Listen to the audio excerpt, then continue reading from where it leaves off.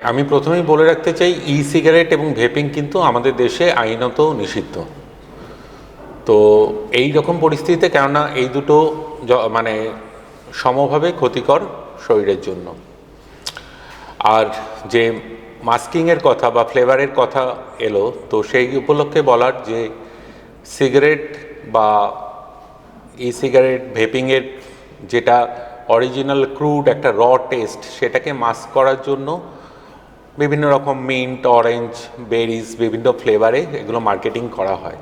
কিন্তু তাতে সমস্যাটা হচ্ছে গিয়ে, যেহেতু ওটা অনেক বেশি সুদিং, অনেক বেশি অ্যাডাপ্টেবিলিটিটা অনেক বেশি ভালো, তো সেই জন্য স্মোকিং বা ভেপিং কিন্তু অনেকাংশে আরও বেড়ে যায়। যে হয়তো 5টা সারাদিনে স্মোক করে 5 ইউনিটস, সে কিন্তু দেখা যাবে যেহেতু আফটার টেস্টটা বেটার বা ডিউরিং স্মোকিং তার কোনো সমস্যা হচ্ছে না, সেই জন্য কিন্তু এই মিন্ট দেওয়া বা এই ফ্লেভার বা মাস্ট যে ফ্লেভারের যে ভেপিং বা স্মোকিং, সেগুলো কিন্তু তার অনেকাংশে বেশি ব্যবহার করবে। তো সেই পরিস্থিতিতে বলতে হবে যে সমস্তটাই একই রকমভাবে ক্ষতিকারক। বিশেষ করে এইগুলো অ্যাভয়েড করাই ভালো, কেননা এগুলো আমাদের সেন্সটাকে মাস্ক করে দেয় এবং আমাদের ইউজেসটাকে বাড়িয়ে দেয়, যেটা আমাদের exponentially harmful to our body, physiology, everything. তামাক সংক্রান্ত ক্যান্সারের সম্ভাবনা সর্বাধিক যেটা আমাদের থাকে লাং ক্যান্সার এবং ব্লাডার ক্যান্সার। কিন্তু তামাক সেবন বা ধূম্রপানে দেখা গেছে সমস্ত অর্গানগুলোই কম বেশি অ্যাফেক্টেড হতে পারে, ক্যান্সারের ঝুঁকি রয়েছে, কিন্তু লাং ক্যান্সার এবং ব্লাডার ক্যান্সার সবচেয়ে বেশি প্রাধান্য পায়। যেগুলো আমাদের চিউইং টোব্যাকো বলা হয়, সেগুলো থেকে সাধারণত মুখগহ্বরের ক্যান্সার, যেটাকে আমরা ওরাল ক্যান্সার বলি, এছাড়া খাদ্যনালীর ক্যান্সার, এই ইসোফেজিয়াল ক্যান্সার যেটাকে বলি, সেই দুটোর কিন্তু সম্ভাবনা খুবই বেশি থাকে।